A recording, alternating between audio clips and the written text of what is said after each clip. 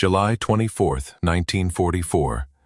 Just miles south of the battered town of Saint-Lô, France, the dawn was painted with the scent of damp earth and diesel exhaust. Staff Sergeant Frank Novak leaned against the cold steel of his Sherman tank, a machine as familiar to him as the hands he used to wield it. The tank bore the name Lucky Strike etched in white along the barrel of the 75mm gun, a grim joke from his loader about their chances in the coming fight. But Frank didn't feel the comfort of luck this morning. He felt the weariness of a man who had seen enough waiting, enough uncertainty. Inside the muddy staging area, Frank was hunched over a worn notebook, wrestling with words meant for his wife, Rose. The letter had taken him 20 minutes to start, each line crossed out, rewritten. How do you put into words the quiet terror of anticipation? After weeks in Normandy's unforgiving countryside, the worst part wasn't the explosions or the combat. It was the endless waiting for the chaos to come. The heavy air was filled with tension as the crews carried out their morning routines. Jaime Walsh, the young loader from Iowa, meticulously cleaning the gun breech with steady hands that hummed a nervous hymn. Rodriguez, the Texan gunner, checking his watch. Chen, the calculating assistant driver, already running angles in his head. The briefing had come just before dawn, setting a cold, unyielding tone. Captain Morrison, battle-hardened and gray-faced, stood before the gathered tank commanders with the weight of grim news. Intelligence confirmed the presence of a German Tiger tank, an enemy so formidable it had become legendary, known by the call sign Iron Ghost. Its commander, Oberleutnant Karl Brandt, was credited with 47 kills, including 3 Shermans in recent days alone. This Tiger was no ordinary adversary.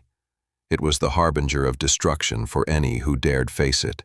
Its monstrous 88mm cannon could obliterate a Sherman from over a mile away, long before the American 75mm gun could even begin to threaten its armored fortress. Frank's mind raced through the numbers he had once memorized on the assembly line back in Detroit. The M4 Sherman's 75mm gun could only pierce 68mm of armor at 500 yards, while the Tiger's front armor was 100mm thick. To effectively hit it, the Shermans had to close to within 300 yards, a perilously close distance under fire. The doctrine was clear. Advance in tight formation, concentrate firepower, follow the manual. But Frank knew better. He had built those Shermans, had seen their strengths and limits firsthand. The math told a grim story. One Tiger could stand against 5 Shermans, picking them off one by one. The American advantage was in numbers, not in superior machines. Quantity over quality, as the foreman had said. But out here in the fields of Normandy, that reality was a brutal one. Jaime's nervous question cut the silence. "Sarge, do you think we'll see action today?" Frank folded the letter into his breast pocket, mingling Rose's words with the steady weight of responsibility. "Intel says the Germans are falling back," he answered, though his gut whispered otherwise. The signs were subtle. The pacing Captain Morrison, the silence over the radio. They all hinted at the storm approaching. At 8:22 a.m., the American column rounded a corner into a narrow, hedge-lined lane. Visibility cut to 50 yards by towering green walls. Then came the sharp crack, an 88mm shell fired with lethal precision. The lead Sherman erupted in flames, annihilated by a single shot that penetrated its thin armor like paper. Panic surged as the column halted and reversed, but another Sherman was quickly lost to the unseen Tiger's deadly fire. Frank looked for the enemy and saw only smoke, hedgerows, and burning metal. His crew's hands trembled, their breaths shallow. Against the Tiger's power and precision, the Sherman's only hope was to change the game. to find a tactic that defied doctrine and turned the enemy's greatest advantage into its undoing. As dawn broke over the green maze, Frank Novak realized he wasn't just fighting a battle of steel and fire, but one of mathematics and strategy. A puzzle that, if solved, could rewrite the rules of survival in this deadly game. Part 2. Part 2. Calculating Survival. The Birth of a Bold Plan. The night of July 24th to 25th stretched long and restless for Frank Novak. The thunder of tank engines had quieted, but within his mind, the battle raged on. The memory of the Tiger's destructive power haunted him, the sound of a single 88mm shell cutting a Sherman in two, the heavy weight of helplessness that settled over his crew. Now, in the darkness punctuated only by flickering lanterns and the occasional patrols, Frank sat alone with his notebook and a pencil, grappling with a problem that was less about firepower and more about geometry. The conventional wisdom of tank warfare, etched into every training manual and soldier's mind, was failing them. The doctrine was simple. Suppress with smoke, advance in line, concentrate your fire. But against a Tiger tank, that recipe was becoming a death sentence. The Tiger's turret, a massive 56-ton steel behemoth, could obliterate any Sherman that strayed within its lethal field of fire, and it had only to focus on one target at a time. In Detroit, on the factory floor where Frank had once worked, problems were solved through numbers and angles. He thought back to those days, counting production quotas and maps of assembly lines, rearranging inefficiencies into solutions. Why couldn't he apply the same logic here? The battlefield was just a different kind of machine, and the Tiger's greatest strength, its frontal armor and powerful cannon, was also its greatest weakness. Frank began sketching on the rough paper, drawing lines and angles alongside the names of his crew: Jaime, Rodriguez, Chen. What if they didn't attack in a straight line? What if 3 Shermans moved in from different directions, each masking the other's movements, forcing that slow-turning turret to divide its attention? The Tiger's turret traverse was heavy, taking up to 60 seconds to complete a full 360-degree manual rotation, or 30 seconds with powered assistance, not fast enough to face 3 simultaneous threats. This simple math revolutionized their hope. If they could flank the Tiger from multiple angles almost simultaneously, they could turn its deadly focus into vulnerability. But there was risk. Coordination would need to be perfect. Timing was everything. Come too early, and the Tiger's gunner would pick off the isolated Shermans. Come too late, and comrades would be lost before the attack even began. Communication, synchronization, these would be crucial. And breaking formation meant risking more than just lives. It meant risking court-martial for defying doctrine. Frank knew this weight all too well. The letter from Rose still tucked close to his chest was a silent reminder of what was at stake. Standing outside his tent in the cold pre-dawn hours, he made his decision. No longer could they move as pawns following rigid orders. It was time to think like engineers, like the men who understood machines, not just tanks, but the equations of survival, the calculus of angles and speed. At 3 a.m., Frank found himself at battalion headquarters, where Captain Morrison sat surrounded by maps and casualty reports beneath the dim glow of an oil lamp. Exhaustion marked the captain's face, but Frank's determined request cut through the silence. "Sir, I need 5 minutes," he said, spreading his hastily drawn plans across the battered desk.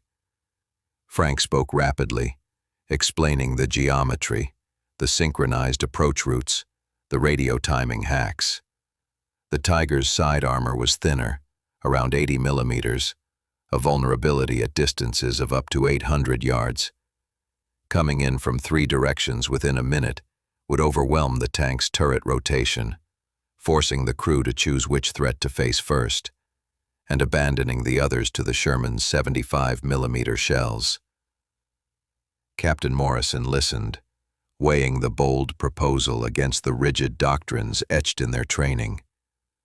Breaking formation was perilous. Hedgerows were a maze. Coordination could collapse, and the stakes could not be higher. Yet the current plan was leading men to slaughter. Finally, Morrison gave Frank the chance he sought. "You get one chance. 3 tanks. Execute at dawn." As Frank left HQ, a mix of resolve and fear settled over him. They were about to rewrite the rules of the engagement. No longer just machines fighting machines, but human minds applying mathematics to the chaos, where every second and every angle could mean the difference between life and death. This was not just combat.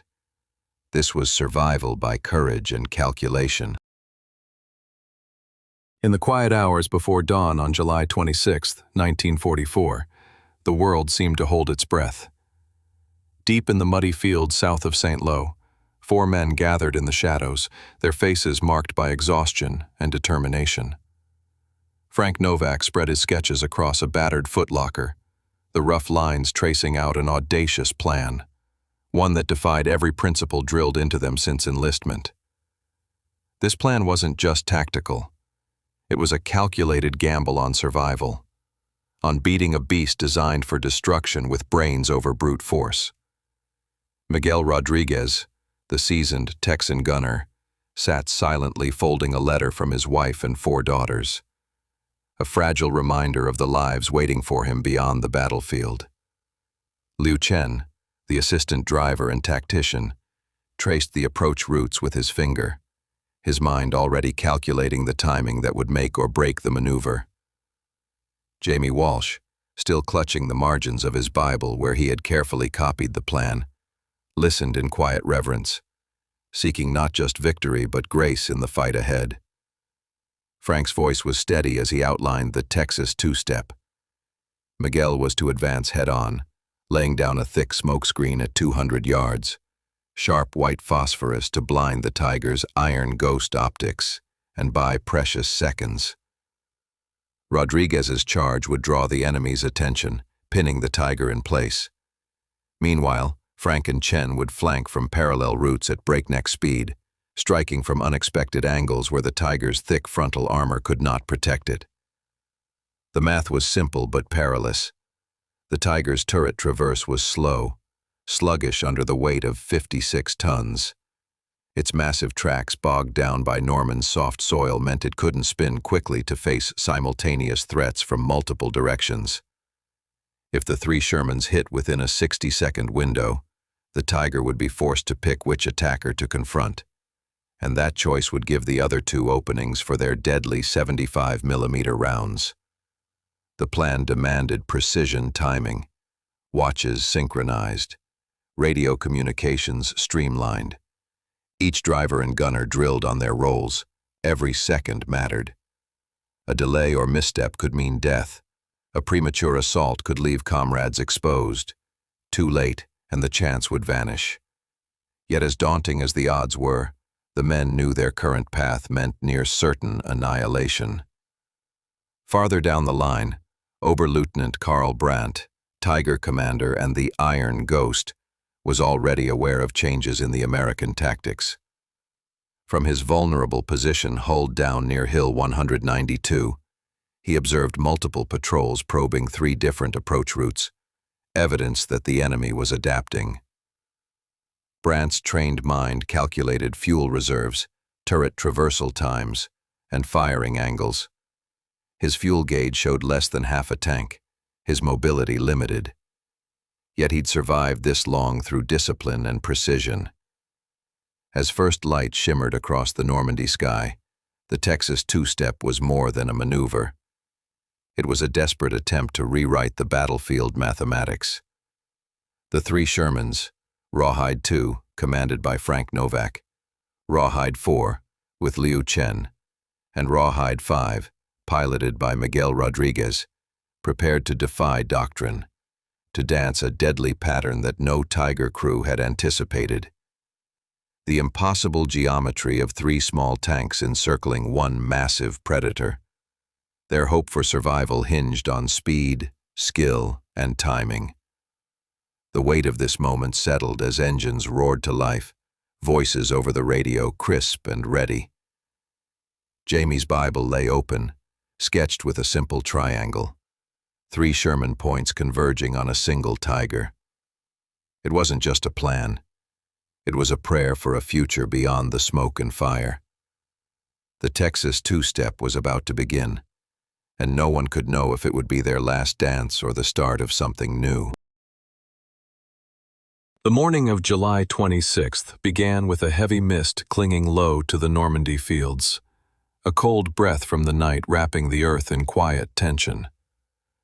The hedgerows stood like a labyrinth of green steel walls, their towering dense foliage cutting visibility to mere yards, a tangled maze that twisted and turned, hiding both friend and foe alike.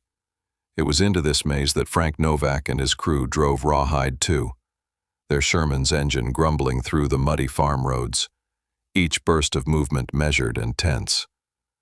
The column had formed according to the old doctrine, 5 Shermans spaced 50 yards apart, advancing steadily but cautiously. Frank's Sherman held the second position. Radio chatter was minimal, the command voice clipped and steady. But the undercurrent was fear. The tiger was out there, waiting like a shadow with deadly patience. Suddenly, at 8:22 a.m., the still morning air shattered. A sharp crack echoed, faster than artillery, precise, deadly. The lead Sherman vanished in a terrifying inferno as an 88mm shell tore through its frontal armor like paper. Flames roared 30 feet high as ammunition racks detonated in a fiery crescendo. The remaining Shermans jerked to a halt, the radio filling with panicked calls and static. Frank's throat tightened as he ordered a reverse, but the danger was already upon them. Another crack, and the third Sherman was hit directly in the turret. Explosions ripped through the metal beast, killing 3 crew instantly, while 2 others scrambled to escape the burning wreckage. The air was thick with smoke, screams, and the acrid scent of burning fuel. Inside Rawhide 2, fear wrestled with training. Jaime's hands trembled as he gripped the gun controls, trying desperately to steady his aim through the hazy vision ports. Frank searched for the ghostly silhouette of the tiger but found only the swirling smoke and past wreckage. The enemy was invisible yet deadly close, the hunter concealed in shadow and hedge. Across the twisted lanes, Oberleutnant Karl Brandt watched through his meticulous Zeiss optics. His tiger was hulled down behind a thick hedge, exposing only its turret, the perfect defensive position. His sharp gaze traced the advancing Shermans, calculating wind, distance, and trajectory. Each shot was a masterstroke of engineering and deadly precision. A single burst from his 88mm gun was enough to turn tanks into flaming wrecks. Brandt's crew moved like clockwork. His gunner, Mike, adjusted range and windage, while loader Schmidt handled shells with practiced speed. They were the embodiment of cold mechanical efficiency honed by years of training at the Panzer School. Yet they knew the war was changing.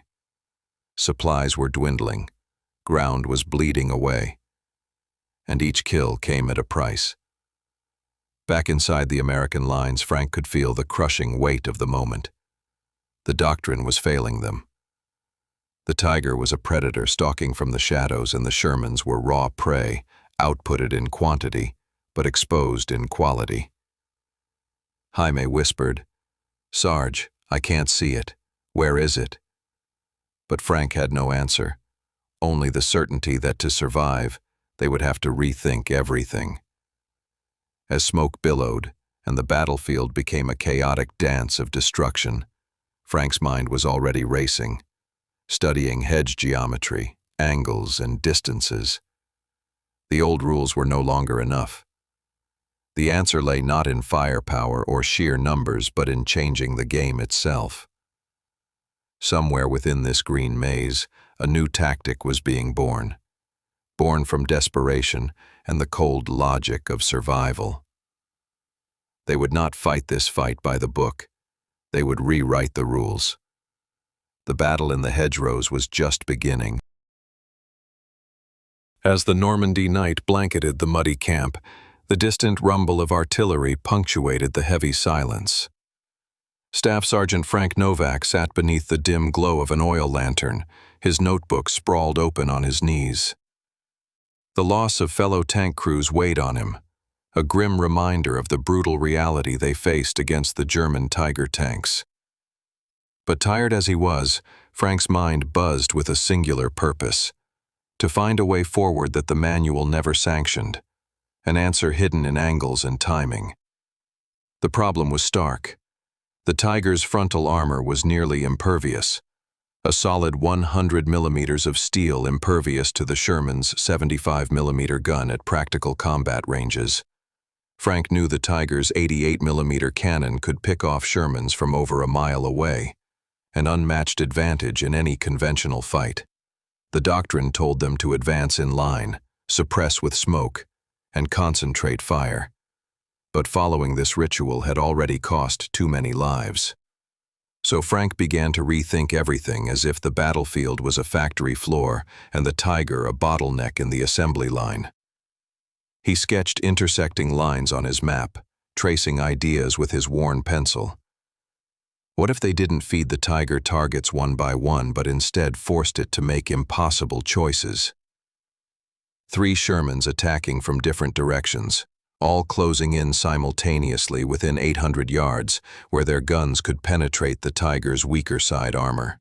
The key lay in pressure and timing. The Tiger's turret was massive and slow, requiring up to 60 seconds for a full traverse manually, or 30 seconds with powered rotation. Far too slow to face multiple threats at once. If 3 Shermans could coordinate a near-simultaneous strike, the Tiger would be forced to pick who to engage, leaving the others exposed. This was no ordinary attack. It was an exercise in geometry, speed, and synchronized aggression. The risks were immense. Breaking formation meant potential chaos amid the hedgerows, risking crossfire and confusion. If the timing slipped by even 30 seconds, the flanking Shermans could be cut down individually. Yet, the alternative was certain death in the face of a single, terrifying opponent. Frank presented the plan to Captain Morrison before dawn. The captain's face was tired, worn by war and responsibility. "Sergeant, you get one chance," Morrison said slowly, his voice carrying the weight of command. 3 tanks. Synchronized attack at first light. If you fail, the men will know the cost. The crews prepared through the night. Watches synchronized, radio channels set, fallback points charted. Jaime Walsh carefully copied the plan's diagrams into the margins of his Bible, a solemn reminder that faith and odds often walked hand in hand on this battlefield. The 3 tanks, Rawhide 2, Rawhide 4, and Rawhide 5, became points on Frank's mental map, ready to execute the daring maneuver that might turn the tide. This night was no longer just a pause between battles. It was a crucible where courage, calculation, and trust would be tested. The Texas two-step was more than a tactic. It was a gamble for survival, for rewriting what was possible in a war defined by steel and fire. And when dawn broke, everything would change. As the first light of dawn crept over the Normandy hedgerows, a quiet tension gripped the American tanks hidden in the dense foliage. Frank Novak's crew tightened their grips on controls, hearts pounding. This was the moment that could redefine victory or seal their fate. The plan, codenamed Texas Two-Step, was set in motion, a daring dance of speed, angles, and split-second timing. Frank's Sherman, Rawhide 2, started forward, its engine growling softly as it approached the designated start point. Simultaneously, Rawhide 4 and Rawhide 5 readied themselves on parallel routes, their crews alert and tense. The entire operation hinged on perfect synchronization. Their watches synchronized with military precision, every second calibrated.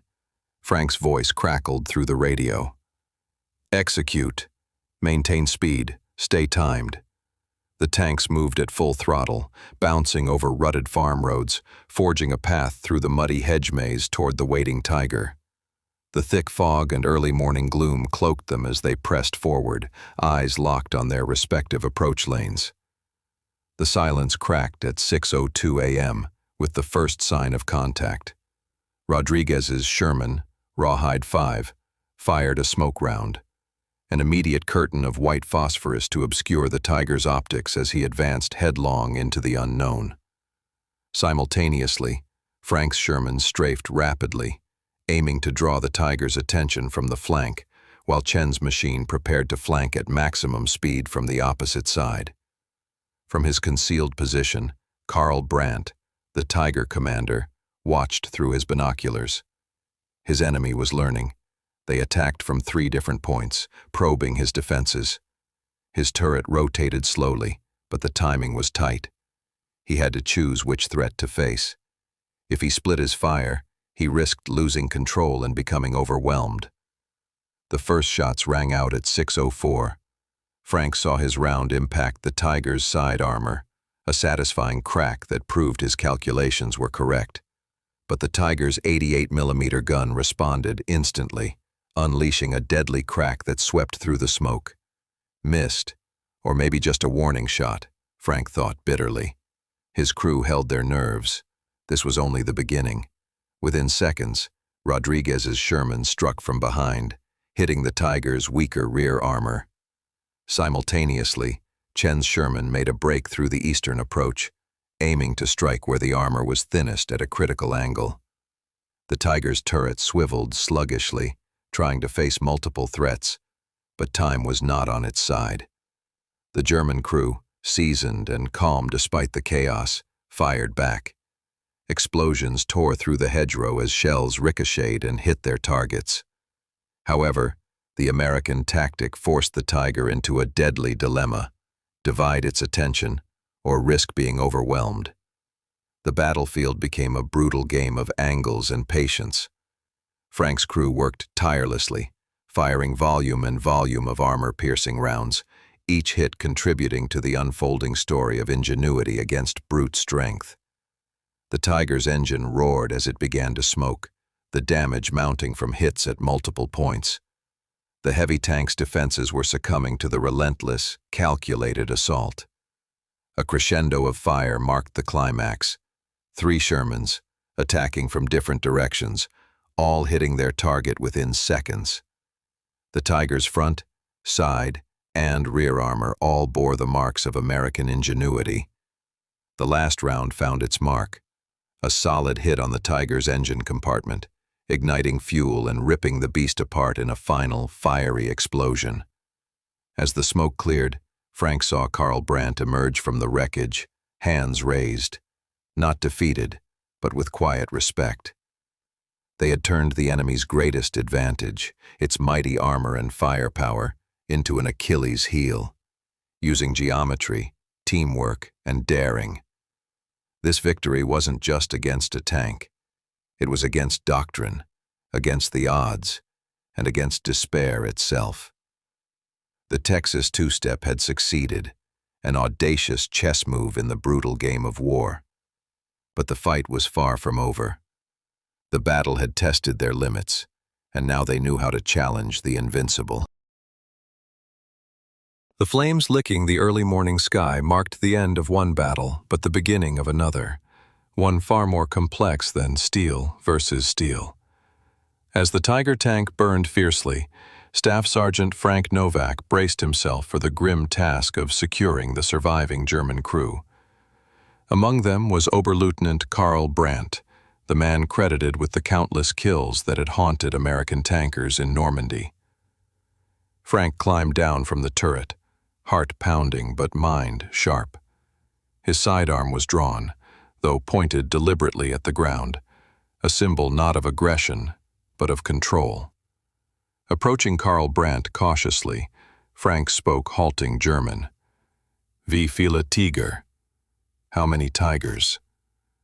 Carl, calm and collected despite the smoke curling around the destroyed tank, met Frank's gaze and answered in accented English. 2 more, maybe 3. You cannot face them alone. In that moment, a fragile bridge was formed. Brandt was not the fanatical enemy many assumed. He was an engineer disillusioned by war, a man who understood machines beyond their capacity for destruction. He saw that brave men on both sides were dying for doctrines that failed them, for strategies born of hubris rather than reason. Frank made a decision in mere seconds. He ordered Rodriguez to secure the prisoners with infantry support and looked to Chen. "David, you're with me," he said firmly. Turning back to Brandt, he added, "You're coming with us. We need to know how to kill the rest." Jaime's eyes widened in disbelief. "Sarge, we can't," but Frank cut him off with resolve. "We can, and we will. These are American crews dying. If he knows the Tiger's weaknesses, it's information we have to use." Brandt nodded, seemingly resigned yet willing. "I will help, not because I betray Germany, but because this is murder, not engineering." The 3 men climbed into the Shermans, engines roaring to life once again. Carl sat beside Frank in Rawhide 2, his hands bound with zip ties, his voice calm as he began to share invaluable technical knowledge. He explained the Tiger's vulnerabilities: the slower turret traverse, the thinner side and rear armor, the limited fuel and ammunition that hampered mobility. As they sped toward Grid Quebec 74, where more Shermans had been lost to a fresh Tiger assault, the weight of trust hung thick in the air. Carl was no longer just the enemy. He was a reluctant ally in a desperate fight for survival. Upon arrival at the engagement zone, the devastation was clear. Rawhide 6 lay smoking with its turret blown away. Rawhide 7 limped, retreating, but alive. Frank grabbed the radio, coordinating with exhausted comrades to execute the Texas two-step again, now armed with critical intelligence. Carl's insights proved vital. He mapped high ground and natural concealment, outlined firing arcs, and warned of fields of fire that could trap the Shermans. His engineering mind cut through the chaos, guiding American crews in planning attacks that maximized their strengths against the Tiger's weaknesses. Together, these unlikely partners began rewriting the grim calculus of war, not just fighting with guns, but with knowledge, adaptability, and a hard-won respect that transcended uniforms. This alliance, born from shared survival, would shift the course of battle and future armored warfare. The war was far from over, but Frank Novak and Carl Brandt had taken a step toward winning it, not by brute force, but by smarter thinking and unlikely camaraderie forged on the bloodied fields of Normandy. The battlefield at Grid Quebec 74 was a stark reminder of the cost of war. The smoldering hulk of Rawhide 6, turret gone, a testament to the Tiger's ferocity. Rawhide 7, battered but alive, limping away from an unseen menace. But amidst this devastation, a new hope flickered, a hope born from experience, insight, and newfound resolve.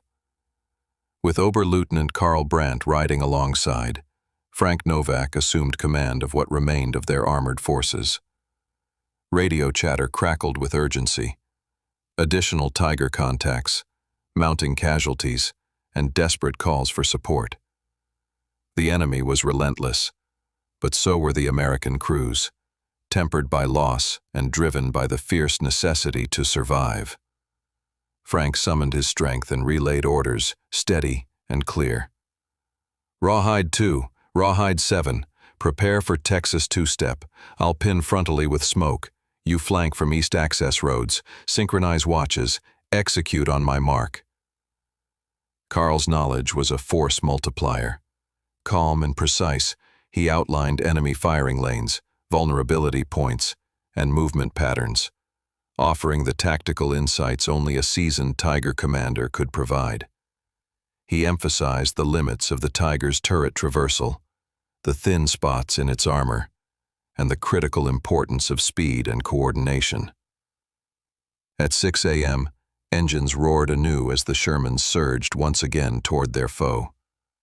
Rodriguez pushed Rawhide 5 forward, laying thick white phosphorus smoke to blind the German optics. Frank Sherman pressed the frontal assault, drawing fire and attention. Chen and Rawhide 7 maneuvered at breakneck speed along parallel routes, racing through muddy lanes and hedgerows to encircle the enemy. The sound of the Tiger's 88mm cannon cracked through the smoky air, a lethal warning. But with vision obscured by smoke and flanking Shermans closing fast, the Tiger's advantage waned. Its turrets spun sluggishly, forced to choose which threat to face as Shermans rained armor-piercing rounds from multiple angles. A direct hit on the Tiger's turret ring by Chen's Sherman jammed its rotation, crippling the tank's ability to respond. Simultaneously, Rodriguez's shots struck the engine deck, igniting fuel and sending flames licking skyward. The German crew bailed out amid the chaos, their raised hands a silent surrender to the overwhelming assault. This victory was earned, not through superior machinery, but through ingenuity, adaptability, and teamwork. The Texas two-step had rewritten the rules of engagement, transforming the Tiger's fearsome reputation into a vulnerable target. News spread quickly. Lieutenant Powell of the British 7th Armored Division arrived in his Sherman Firefly, a tank armed with a potent 17-pounder capable of piercing Tiger armor from a distance. His grin and words, "Bloody brilliant flanking, Yank," signaled a turning point. Soon, tanks equipped with the Firefly's powerful gun would arrive en masse, further tipping the scales. For Frank Novak and the men of Rawhide, the battle was not just against enemy armor. It was against outdated doctrines and the brutal arithmetic of attrition. The engineer's mind, once confined to factory floors, had found its battlefield. These fields of hedgerows and steel, where quick thinking and courage could save lives and carve victory from the jaws of defeat.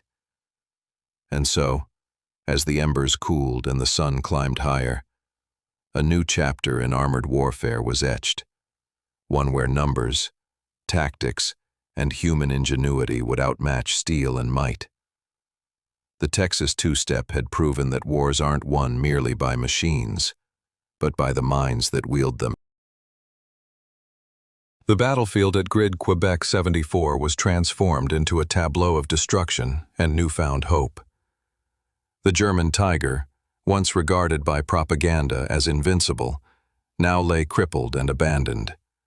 Its turret jammed, its crew captured or fleeing on foot. The daring flanking maneuver, an audacious departure from tradition, had shattered the myth of the invulnerable beast. As the smoke settled, Frank Novak's crew gathered around their battered tanks, their faces marked with dirt, smoke, and relief. The victory had come at a heavy cost, machines destroyed, men battered and exhausted. But a crucial lesson had been learned.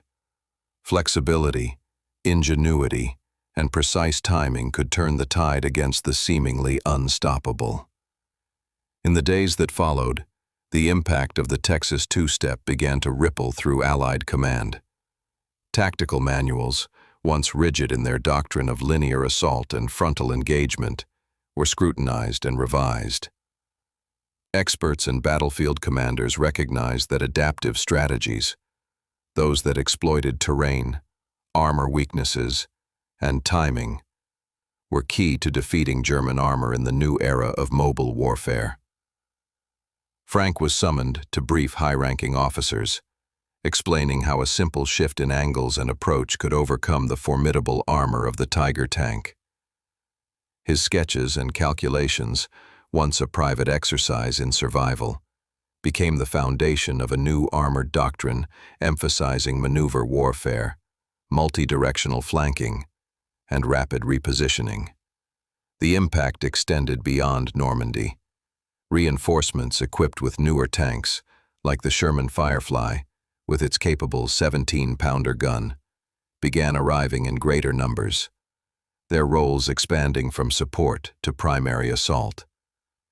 The Allies understood that mass production of specialized weaponry and innovative tactics would be necessary to counter the formidable German tanks, especially the Tiger. Back in Detroit, Frank reflected on the lessons learned, how the fusion of engineering, strategy, and courage had changed the course of their campaign. His factory experience had taught him that problems, no matter how complex, could be solved with a different perspective. War, it turned out, was just another mechanical puzzle, waiting to be solved with the right angles, timing, and relentless determination. The victory at Grid Quebec 74 was a turning point. It proved that even the mightiest machines are vulnerable when their weaknesses are understood and exploited. More importantly, it underscored the importance of thinking beyond doctrine, trusting one's instincts, and constantly adapting. Lessons that would echo through the future of armored warfare. As the Allied forces pressed on, the myth of the invincible Tiger would fade, replaced by respect for cunning and flexibility. The war, with all its brutal lessons, had begun to favor the thinkers, those who dared to challenge the old order with new strategies, rooted in understanding and ingenuity. And in the crucible of Normandy, one engineer's simple math had rewritten the future of armored combat. The dust settled over Normandy, but the echoes of the battle at Grid Quebec 74 reverberated far beyond Europe. The daring flanking maneuver, the Texas two-step, became a symbol of innovation over doctrine, a proof that strategic thinking and understanding of engineering principles could outmaneuver the most formidable enemy tanks. Frank Novak sat in a quiet corner weeks after the fight, writing a letter to Rose. His words reflected a profound realization, that war was not just about firepower or armor, but about minds and adaptability. The lesson learned was clear. In the chaos of combat, rigid doctrine must give way to creative strategies, and traditional tactics must evolve to meet new challenges. Clever geometries and timing could turn the tide against even the most daunting foes. The success of this operation prompted a fundamental shift in Allied armored doctrine. Field manuals were updated to emphasize maneuver warfare, rapid repositioning, and multi-angle attacks. Armored units trained relentlessly in coordinated flanking tactics, understanding that the battlefield was a dynamic puzzle, not a static front line. The arrival of better equipment, like the Sherman Firefly with its high-velocity 17-pounder gun, added new tools to the Allies' arsenal. These tanks became the spearhead of a new doctrine, attack angles and speed rather than overwhelming firepower alone. German propaganda's claim of Tiger invincibility was deflated as more crews learned to exploit weak spots through ingenuity and discipline. Frank's role extended beyond the battlefield. His story inspired engineers, tacticians, and soldiers alike. He understood that beneath the cold steel of tanks and guns lay the potential for human ingenuity to sway the course of history. His factory days, where problems were solved by mathematics and precision, now proved invaluable on the war-torn fields of Normandy. In the broader scope of the war, these lessons contributed to a shifting tide. German armor, once feared as unbeatable, was now vulnerable to tactics that combined engineering insight with daring execution. The myth of invincibility crumbled, replaced by respect for adaptable, thinking warriors. And so, from the muddy hedgerows of Normandy to the planning rooms of Allied commands, the message was clear. Victory belongs not only to the strongest machines, but to those who understand their weaknesses and seize the moment to exploit them. Frank Novak's daring, his calculations, and his courage had rewritten the mathematics of armored warfare. Lessons etched into the collective memory of a war that had proven, finally, that ingenuity wins.